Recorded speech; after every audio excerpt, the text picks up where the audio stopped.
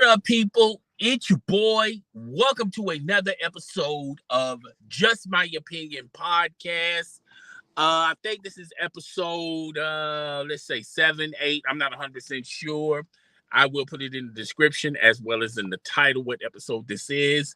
Glad that everyone is doing well and doing fine.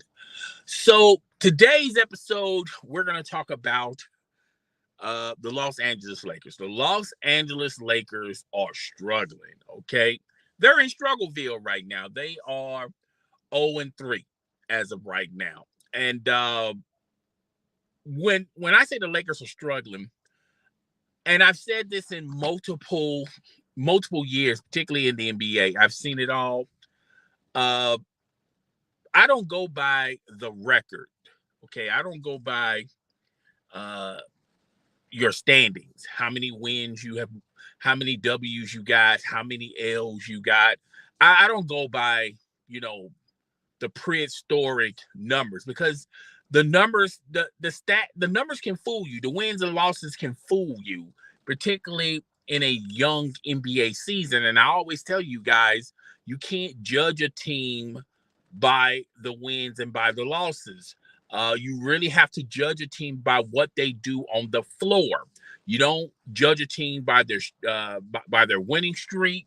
You don't really necessarily judge a team by its losing streak because the NBA is so long. It's 82 games, and you could be in a funk. You could be in a losing streak, a 10-game losing streak or 15-game losing streak. Then next thing you know, you flip that switch and now you don't won the remaining games. Okay. You have dominated your conference. Okay.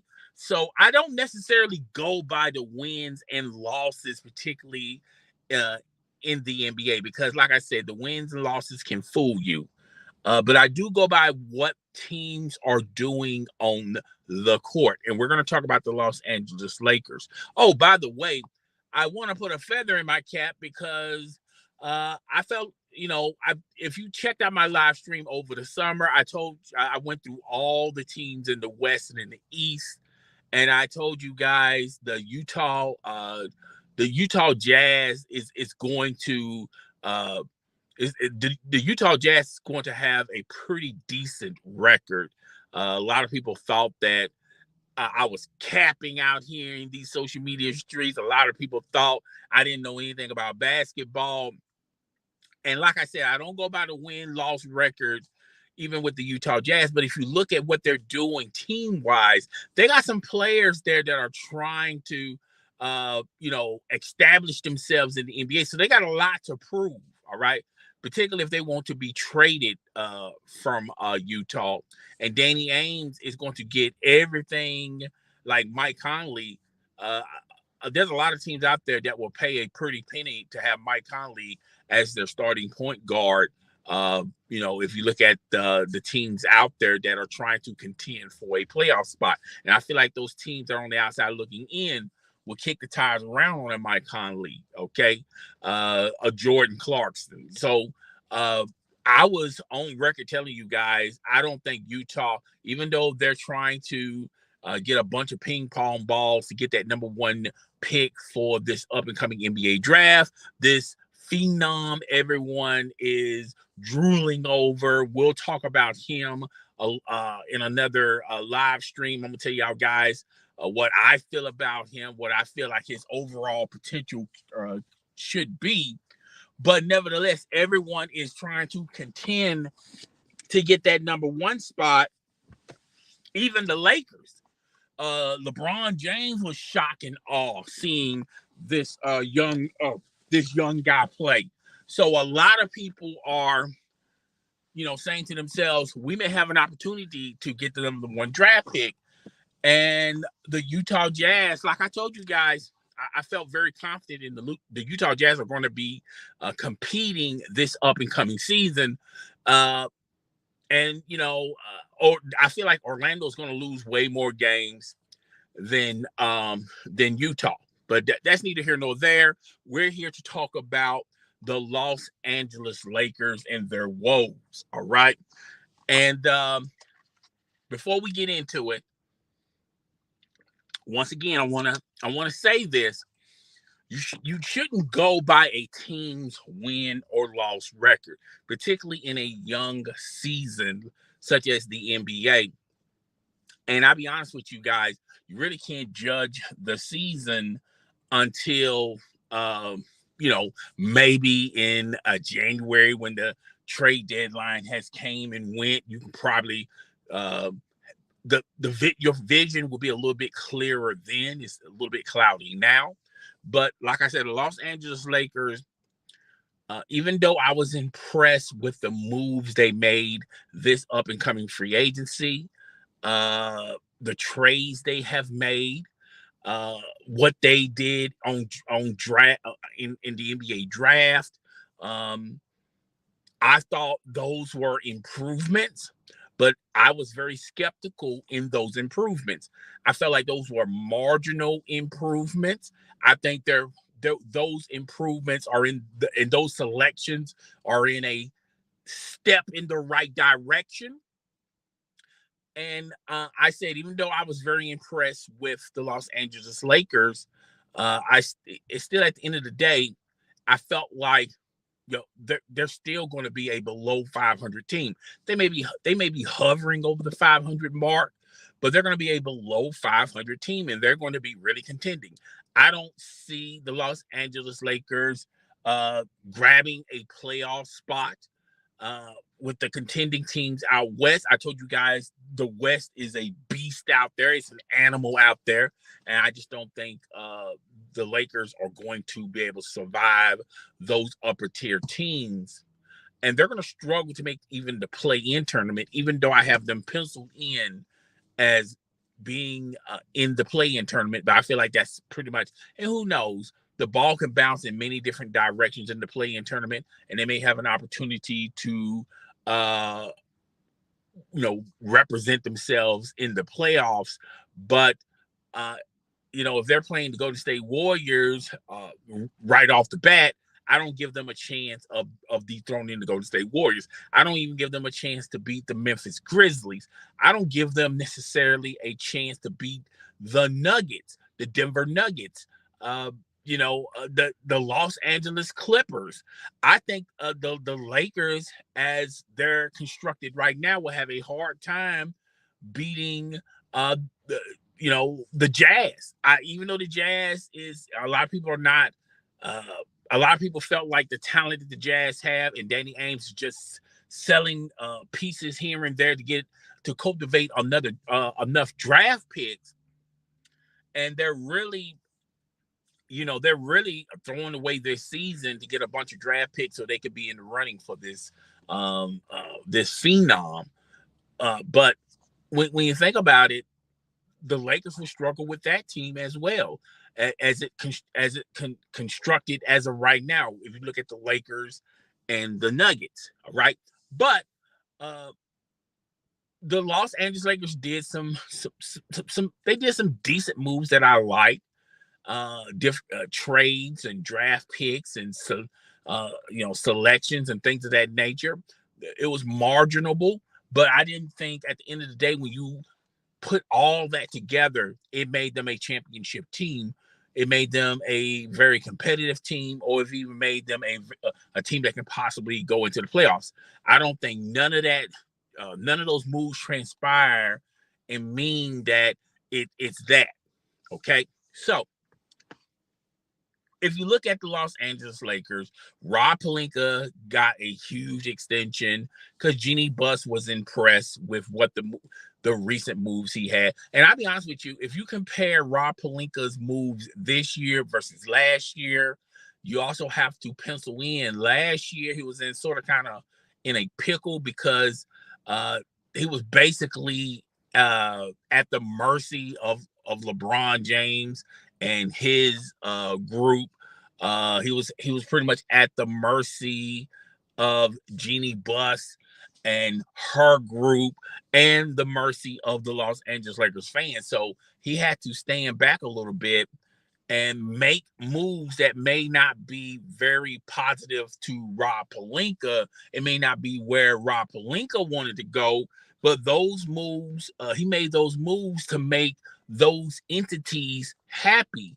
And look what happened with the fallout. LeBron James, no matter, people don't want to blame him or not for this. I don't really consider it a blame, but LeBron James was okaying the Russell Westbrook trade when they could have gotten Buddy Hield, giving up, Kuz and giving up Kuz and a player for Buddy, for Russell Westbrook. Rob Pelinka wanted Buddy Hield. That would have made, to me, that was a better basketball decision and a better basketball move than getting Russell Westbrook. And the reason why I say that is Russell Westbrook is an ISO player. He has never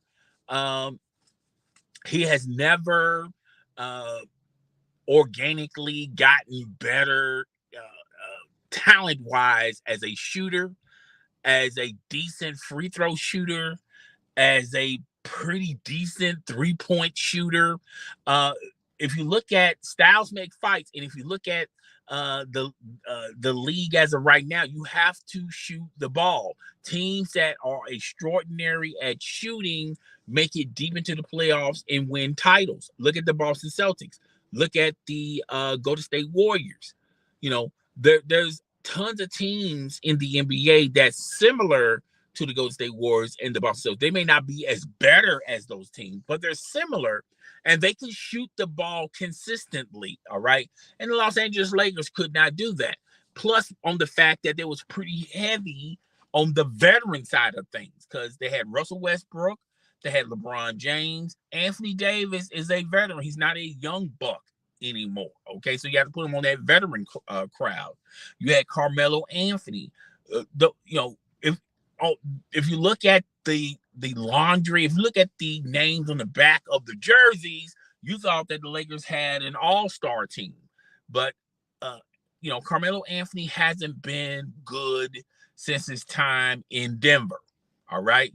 Russell Westbrook hasn't been good since he was paired up with KD. So like I said, Rob Pelinka was pretty much stuck like Chuck, making decisions and making moves so the LeBron James entity can be happy, so the Jeannie Buss entity could be happy, for the Los Angeles Lakers fans to be happy, okay?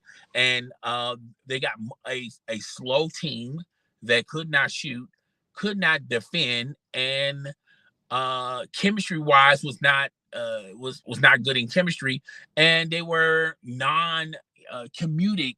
There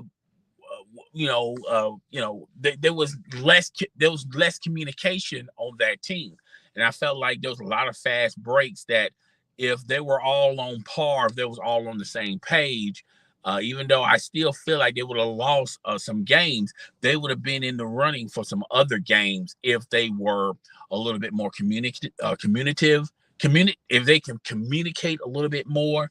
But nevertheless, that's last year. And if you look at what they're doing this year, they pretty much have the same problems, but in a different format. They're not older, they're younger. They got a younger team, but this team cannot shoot to save their lives. And I still see on occasion when on their defensive breakdowns, when the other team penetrates their defense, they're not communicating very well. Now, I do feel like Darvin Ham is going to clean that up some by encouraging people to practice more so they can develop chemistry, they can develop balance, and they can develop a communication line with one another, and to have everyone on the same page. If you look at the old regime, the old coaching staff of the Los Angeles Lakers, they pretty much allowed the team to do whatever they wanted. Okay, because they were trying to placate LeBron, they were trying to placate Anthony Davis, they were trying to placate Russell Westbrook. So they allowed those guys as well as others to do whatever they wanted to do. Now, if you look at this team, nothing has really changed talent-wise. They got younger, but these young cats cannot shoot. If you look at their stats before they joined the Los Angeles Lakers, they was throwing up 1 3-point a game. And in some of these cases, these guys are throwing up 6 3. They're attempting 5 or 6 3-pointers a game, and that's not their forte. That's not their caliber. That's not their expertise. And I feel like Darvin Ham is going to have to change the mentality of the Los Angeles Lakers. Everybody can't shoot, so you have to do what's good for your team. And as of right now, the Los Angeles Lakers, as they're constructed, they can be a above average defensive team. They got the necessary parts to orchestrate that, but they still have players on that roster that's unwilling to exploit or be better on the defensive end. I think players such as LeBron James, you can easily convince those guys to give up a little to gain a lot. I think players such as Russell Westbrook, who may be a little pig-headed, a little bit stubborn, may have something to prove. It may be difficult for him to focus more on defense than offense, even though if you look at what Russell Westbrook did, he has gotten pretty good on the defensive end. But even though he had there was one game, I think it was game 2, where he was struggling scoring, but he was pretty decent on the defensive end. So there are things that you can take away from these losses if you're Darvin Ham and say, hey, look, yeah, we got the L in these losses. We are 0-3 right now. But if you concentrate and focus more on what we're doing right, as a team, we're getting better on the defensive end. Yes, we're miserable at the 3-point line, shooting up threes. Maybe we should just give up. I feel like another reason why the Lakers are losing is they put themselves in pickles and put themselves in holes, attempting so many 3 points. LeBron James, all of them are, putting up so many 3-pointers, attempting so many 3-pointers. And if they're not going in and the team runs down for a fast break and score, then that puts you even further behind because you're not talented enough to come back from a large deficit. A 10, 20-point lead will be a nightmare for you to come back because you do not have the expertise to come back. Okay, so the struggle is real for the Lakers. I feel like if the Lakers, now I've heard someone in the comment, I heard someone say on ESPN, the Los Angeles Lakers are constructed like a team from the 80s and 90s. Not necessarily talented on the scoring end, but talented enough to defend one another on the defensive end. And I've seen a lot of 80s, 90s basketball. For one thing, you have to stick with what works for you. The Lakers will never be a finesse great 3-point team. They're going to struggle on the 3-point line. Okay. But I feel like they're going to be a lot better on the defensive end. Also, that last game when they played the Portland Trailblazers, they could have won that game. But another thing that hurts this team, they don't make the right basketball decisions. I keep hearing LeBron James has the highest IQ in basketball, which I think that is true. You got Russell Westbrook that's highly experienced. You got all of these veteran players, Patrick Beverley, that are highly experienced. They have been in moments like this. They have been in series like this where everything is not falling in your direction. They have to make better basketball decisions. The veterans have to make better basketball choices and decisions with the ball. And I feel like that will spread into the rest of the roster. Because if LeBron James is shooting air balls, or shooting or missing on a lot of air balls, or just instead of just being more a facilitator than a scorer, that would mean a lot for everyone that's on your roster. Everyone in your on your roster would say the same thing. Where if LeBron can facilitate, I can facilitate as well. Patrick Beverly shot a huge air ball in that Portland game, and that did not help the Los Angeles Lakers. The same thing could be said for uh, Russell Westbrook. Russell Westbrook struggled in that Portland game. So there, I feel like the Darvin Ham, if he looks beyond the wins and losses and just look at what they do on the court, which I'm pretty sure he is, he's going to find some good and bad in a lot of these games. And one of the good things is these guys can defend better than they did last year. Now, are they the best defending group, the best defending team in the NBA? No. Okay. But I feel like defensive wise, they're better than they were last year. If you look also what the Los Angeles Lakers do, they have to. I think this team is more chemically together than last year's team. Now I feel like last year's team was a little bit more talented than this year's team, but I feel like this year's team has to, develop a brotherhood or chemistry with one another, in which I don't think it's going to be impossible for them guys to do that.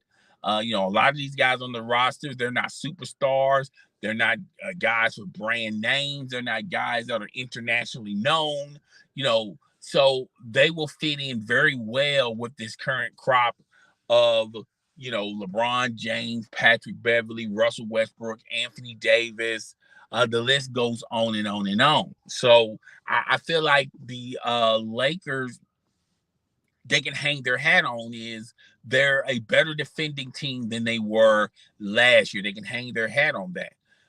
Another thing that they can hang their hat on is, I feel like if you compare this team from last year, even though I said earlier that this team is not a good shooting team, I feel like it's better than the team last year. So that's something else you can hang your hat on. I don't know how much you can hang on your hat on that, but you can hang your hat on that.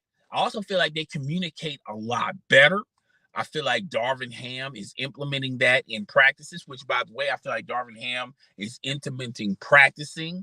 The previous regime was unwilling to do that because LeBron James didn't want to do it. Anthony Davis didn't want to do it. Russell Westbrook didn't want to do it. Now you have a full-blown court out there where they can, develop and bond and practice on what they do well, get better at what they don't do well.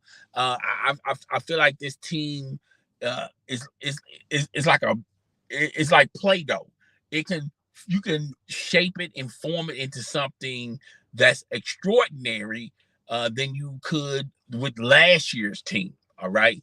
So that's another thing that they can hang their hat on. Another thing they can hang their hat on is Russell Westbrook is getting very committed at playing defense.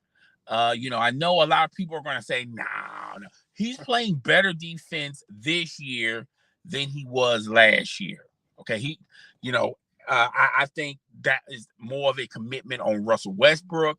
I don't think anybody can say, well, the reason why he's doing that because LeBron that got into his ear, or Anthony Davis got into his ear, or Darvin Ham got into his ear.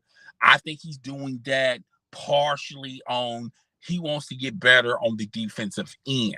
All right.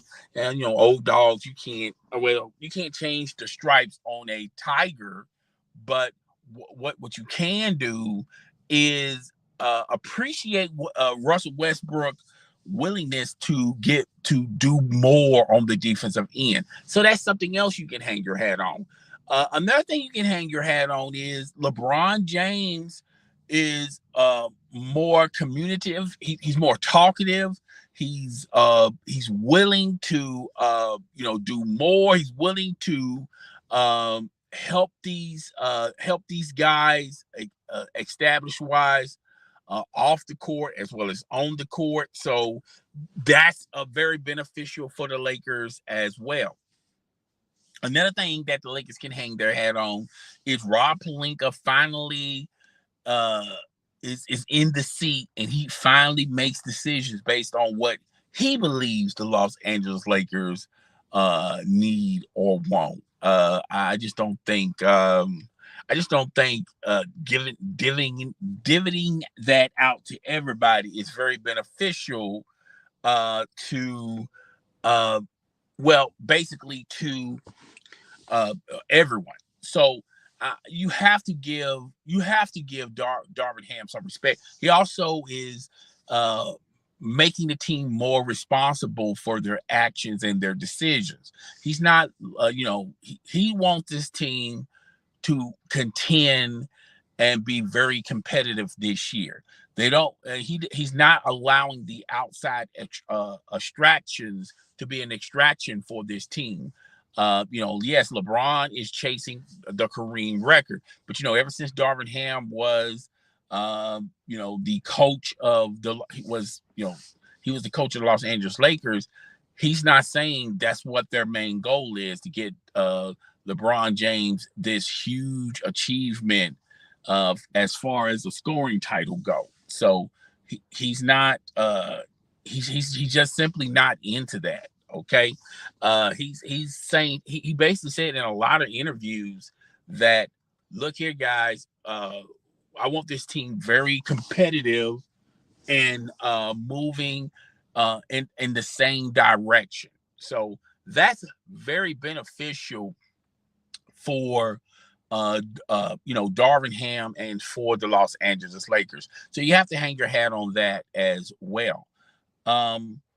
But yeah, not looking at the record, if you just don't look at the record and you just judge this team on this performance on these 3 games, there's a lot of things you can see where the Lakers are pretty good. There's, I see a lot of things that, they can work. There's a lot of things that they can work on, but there's a lot of things that can go a long way as far as this team being very successful.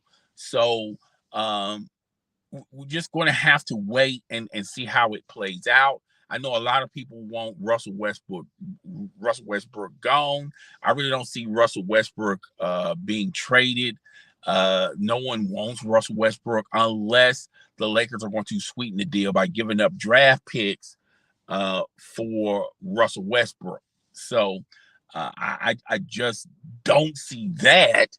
But I do see the Lakers staying with Russell Westbrook, and he's going to become a free agent this when the season's over with. I think there's a small interest in Russell Westbrook playing on another team next season, but it's going to be for the veteran minimum.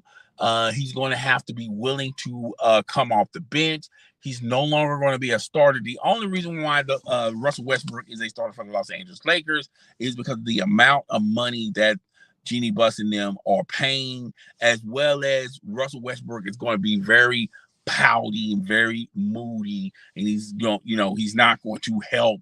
He's not going to help you get any W's or making this team better. He's going to be extremely uncooperative, and I'll be honest with you, you don't want that if you got Russell Westbrook on your team. All right.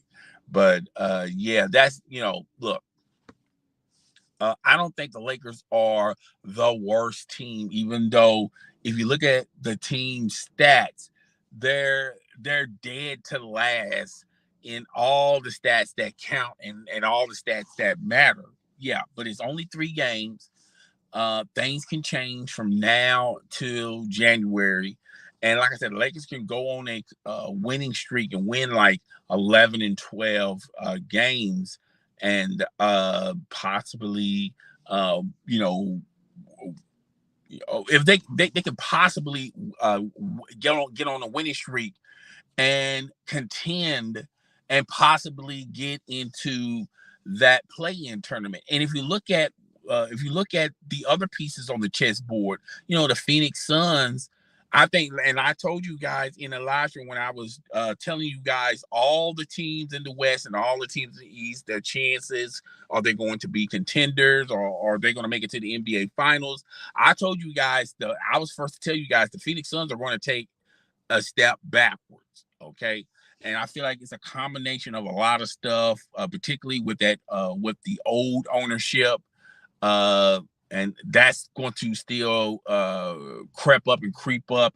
And with the Phoenix Suns, I think there's not a huge understanding with the coaching staff, as well as I forgot his name, Armor, whatever his name is.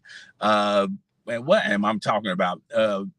Anyway, the coaching staff of the Phoenix Suns and their internal problems with their players. So that's going to play a part in why they're going to take a step back. And the talent they didn't upgrade on the talent. The talent, they pretty much had the same talent from last year. Okay. So everyone else gotten better in the offseason. The Phoenix Suns didn't. So I'm kind of worried about that. But, it is what it is. And I feel like the Phoenix Suns are going to take a step back, particularly in the West. I also told you guys the Golden State Warriors are going to take a step back. I don't think they're going to take a significant step back like the Phoenix Suns, but they are going to take a step back. I feel like the teams, and I've said this in the live stream I had a couple of months ago. Be on the lookout for the Clippers. Be on the lookout for the Clippers and the Memphis Grizzlies. I think particularly the Memphis Grizzlies. I feel like this could be the Memphis Grizzlies year. They are top to bottom the best team in the West. Maybe in the whole NBA, but let's just hold off on that statement. But I feel like Memphis Grizzlies are going to be a dominant factor. And to be honest with you guys, the Memphis Grizzlies should have won the series from last year when they was going up against Golden State Warriors. So, I just, I think that there's going to be a couple of teams stepping back, but I do not see the Golden State Warriors contending and being in the playoffs. They'll be lucky to make it to the play-in tournament. So that's all I got for the Los Angeles Lakers. Hope everyone liked that. We're going to move on to one more topic, and then we're going to call it a day. Feel free to comment in the comments section if you like. Another thing I want to talk about real fast and real quick is the Brooklyn Nets. I feel like a lot of people have given up on the Brooklyn Nets. Now, I gave you guys what I thought the Brooklyn Nets were going to do. And I feel like the reason why the Brooklyn Nets are struggling, there are excuses on why the Brooklyn Nets are struggling. For one, that original core has not played together with each other for a long period of time due to injuries, due to trade requests, just due to a lot of different things. Kevin Durant and Kyrie Irving hasn't played a bunch of games together. All right. So now when you add Kevin Durant, Kyrie Irving, and Ben Simmons to the to this dilemma, it makes I feel like ultimately the Brooklyn Nets are going to have a lot of games under their belt. Okay. And I still feel highly confident in the Brooklyn Nets. Now, everything is subject to change. I do feel like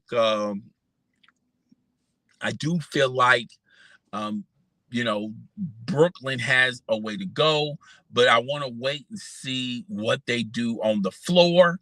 not necessarily the wins and losses. The one thing I worry about the Brooklyn Nets, they are too frail and too skinny at the 4 and the 5 spot. I would be more happy with the Brooklyn Nets if they can get someone solid, someone that's a true 5 or a true 4 that can dominate the board. They definitely need someone like that. But let's just wait and see what Brooklyn does. You never know. Also, real fast, real quick, I just did not see Brooklyn. Brooklyn. Why I got Brooklyn on my head? Anyway, I did not see where back to Brooklyn.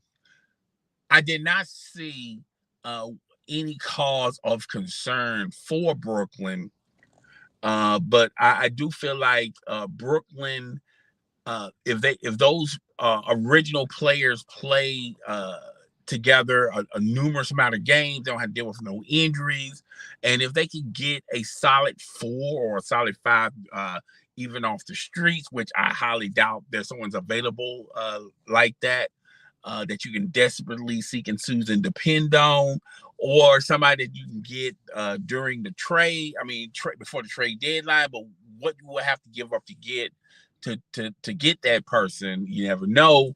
But definitely, I feel more confident in Brooklyn than I do with the Lakers, even though I like what Darvin Ham has done for the Lakers. But at the end of the day, being honest with you, at the end of the day, we just want to have to wait and see what Brooklyn does moving forward. Okay, so that's all I got. Normally I take time out. If there's comments in the comments section, I'll read the comments. But no one is sending a comment. That's cool. That's all fine and dandy. I did want to get off this live stream, and once again, I do apologize. I didn't set it up like I normally set it up and had this thing waiting for you guys like yesterday, bring it out on yesterday with thumbnails, but your boy's been mad busy. So I really do appreciate everyone that's coming to these live streams. If you want to support Just My Opinion podcast, you want to become a member, hit the join membership button. If you want to be honest with you, be honest. If you want to support the channel by subscribing, hit the notification bell, and sharing this content with your friends, family, as well as your followers, feel free to do that. But I'm about to get up out of here. I will see you guys next week with Just My Opinion podcast. I will have some videos coming up later this week. So I'm up out of here. I'll talk to you guys later. Before I go, let's just round this thing out to 40 minutes. I feel very confident that we can do that. And maybe by that time, somebody will comment in the comment section. But like I said, you're not obligated to comment in the comment section. So let's just give this thing a couple of seconds. And if I don't see nobody, then I'm just going to just end it like it is. Just end it. Just be done with it. And I'll see you guys next week. Man, we're going to the 42nd point. And hold up. You know what? Is it even worth it? Because that's going to make it 39, but that's fine. We'll just leave it at 39. No odd numbers, just straight even. I will see you guys next week. Deuces.